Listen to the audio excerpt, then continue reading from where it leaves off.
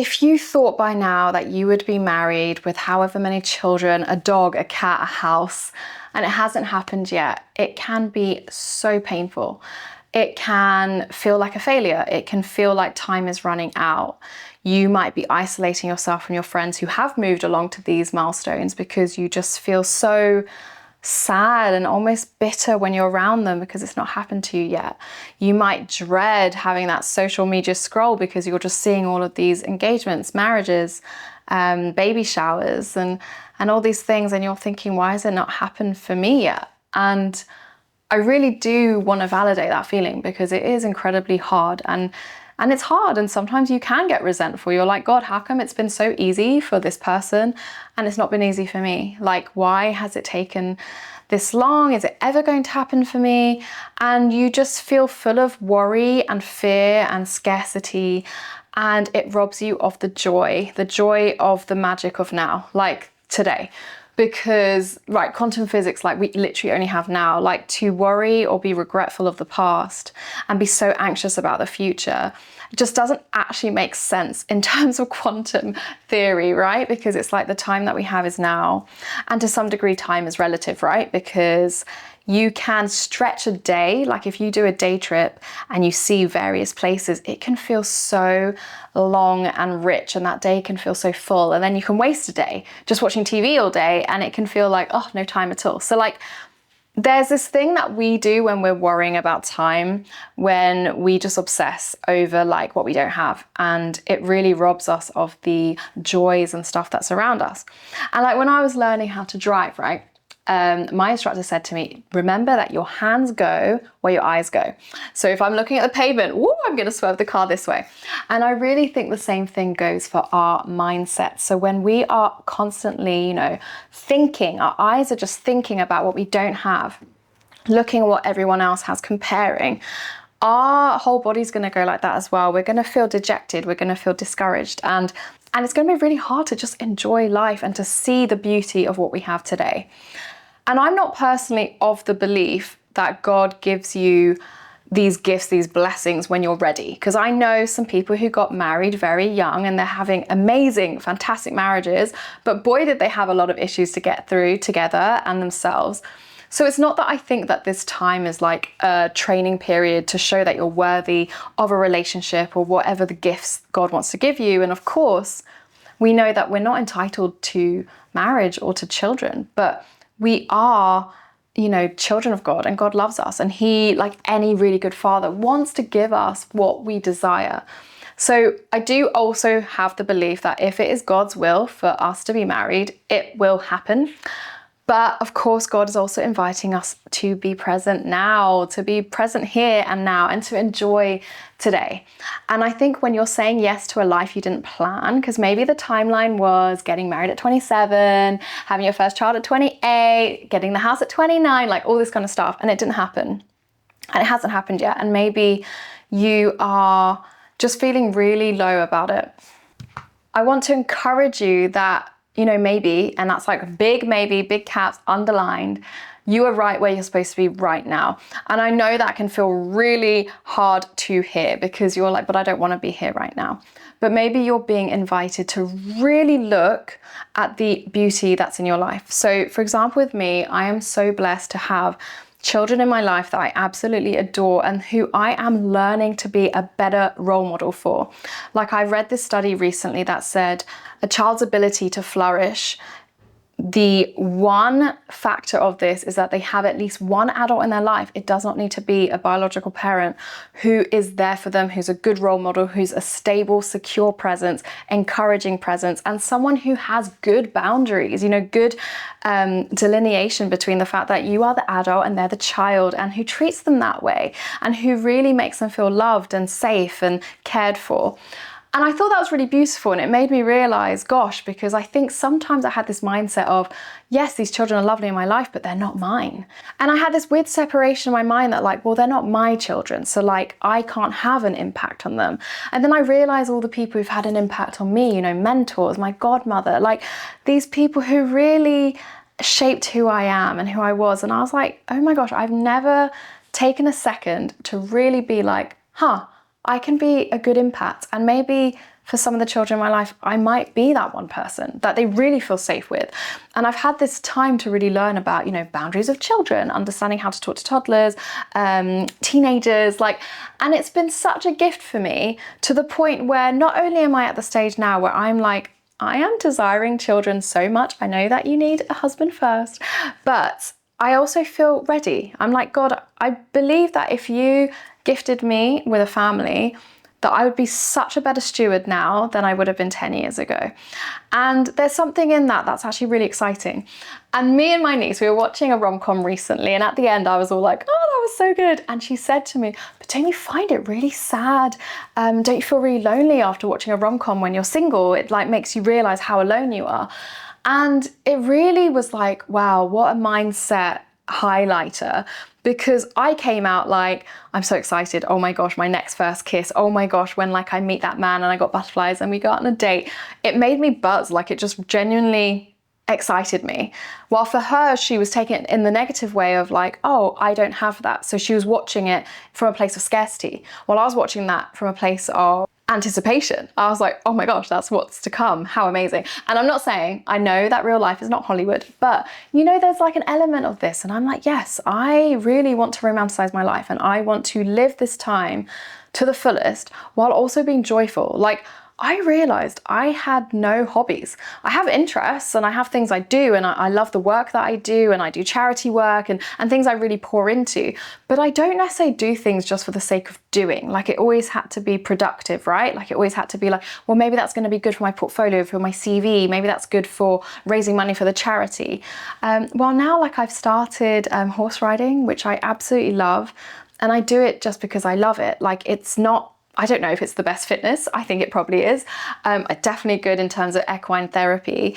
But I just do it because I love it. And I've just signed up for a roller skating course, which again, I'm like, why not? Why not allow myself to have some hobbies? God has gifted me some free time now, and I can do that as a single person, So it's why not lean into it? Yes, you did not plan this timeline. You did not plan this life for you right now, but it doesn't mean you can't live it fully and joyfully, and just, be found glad. Do things that make you happy, and that radiates into the world, and it makes you so much hotter, for one. So you're already, attractive, and your vibrations are high. You've got good energy. So this is just an encouragement that this time is not this waiting season where everything is stagnant. Yes, you might not be having these big milestones, but it doesn't mean that you can't move forward, even if that's just mentally, emotionally. I have grown so much in the past, I want to say 2 years. I put myself on a dating fast, which was just such a blessing, because I think it took me out of this desperate feeling of I need to date to be able to find my person. And it just made me realize I'm just going to trust in God's timing, and whatever is meant for me will always find me. And whatever is not meant for me, no matter how hard I try, will not work out.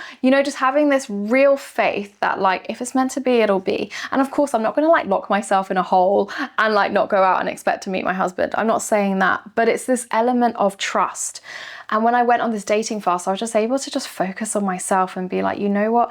I want to be happy on my own and alone. And I've started going to things on my own and realizing I've never felt alone. So it's all these mindset shifts and these ways of being and carrying yourself and just loving life and living a life that you love.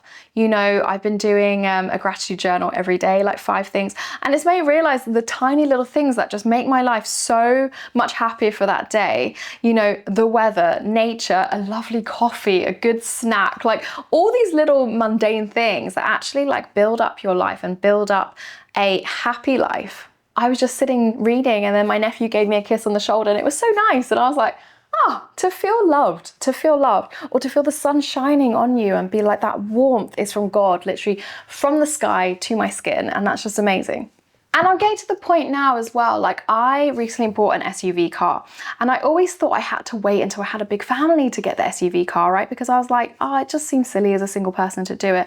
But then I was like, why not? What am I waiting for? And I saw my local dealership had this car in the exact color I wanted, the exact model I wanted.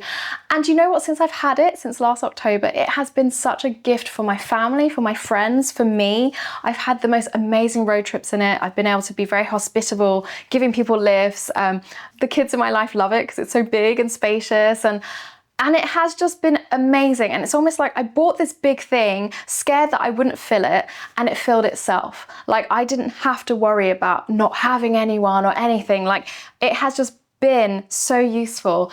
And you know, I'm feeling the same way about a place to live as well. You know, like I kept thinking, oh, well, I should wait until I'm married. I should wait until this. But I'm done waiting. I'm done waiting. I'm not living in a season of waiting anymore. Like God is not asking me, I want you to wait and not move anything forward until this happens. And this was even before. I used to be in a job that I didn't love, but I stayed in there because I was like, well, if I'm here for a certain amount of years, the maternity cover is really good. I wasn't even married at the time. And I was thinking in this way. And I'm just like, I'm done thinking in this way. So, you know, now I'm just like, what I want to learn, what I want to achieve, what I want to pour into my family of origin, my loved ones, I'm going to just do it. Like, why? What am I waiting for? And why am I just sitting in my own discouragement or disappointment when I could be moving forward? Because the life that we have today is a gift. And, you know, we're not promised marriage, we're not promised children, they're not entitlements, but God does bless us every single day. And I think that's where the gratitude journal has been really good for me, because I'm like, wow, this is how God has blessed me and shown me his mercy every single day. And yes, it's not been in the way that I necessarily thought it would be, or on the timeline that I thought it would be. But my goodness, when you recognize that, you're just able to lean into a happier state of being. And, you know, going back to that analogy of your hands go where your eyes go. Like I want my eyes to be looking up at heaven, at all the blessings God's giving me, so that I can really embody that. And I can be like, this isn't the life I was expecting right now, but my goodness, it's the life that God's given me, and I'm going to make the most of it. Because saying yes to a life you didn't plan, or a life cycle season you didn't plan, doesn't mean saying no to your hopes or your dreams. It just means that you are in a place of acceptance. Like, okay, I didn't get married at 21. Okay, I didn't build my family in my 20s. That's okay. And it really is on us to refuse to stay stagnant. We don't need to stay in this place of scarcity, this place of it's not happened, it's never going to happen. You have to really embrace that this is the place you're at, and maybe there is a gift and there is a lesson to learn, and there is something that's so special and sacred about this time.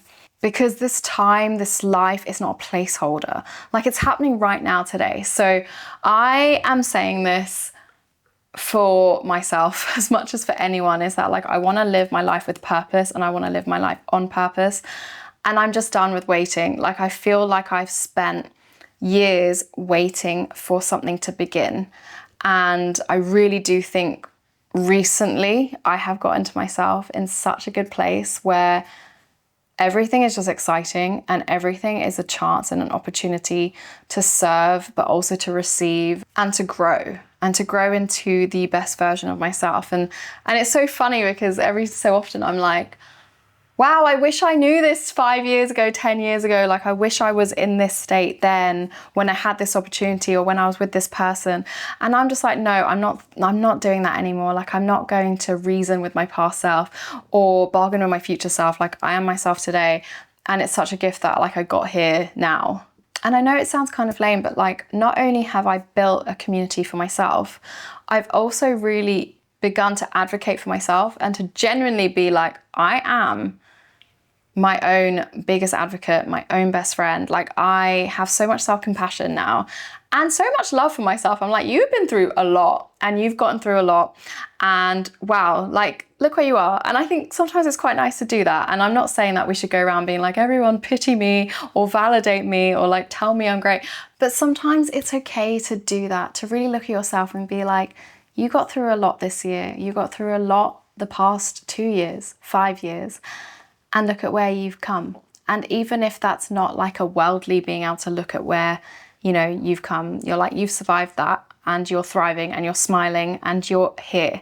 And that's what matters. So I just want to encourage you that yes, life may not be exactly as you had imagined it right now. It may not have been as linear as you were hoping, as simple a journey, but there is something amazing for you today, tomorrow, and it's coming. And even if it isn't what comes, something amazing and beautiful is coming. And we need to be ready for that, ready to receive that and open to it. And just a reminder that yes, it may not look like how we wanted it to look, and it may be so much better because God knows better than we do. So a little bit of encouragement there. I hope that's been somewhat helpful to even one person. And as always, God bless. And I will see you in the next one when I have more battery, because I have been crazily trying to record this and my camera keeps dying.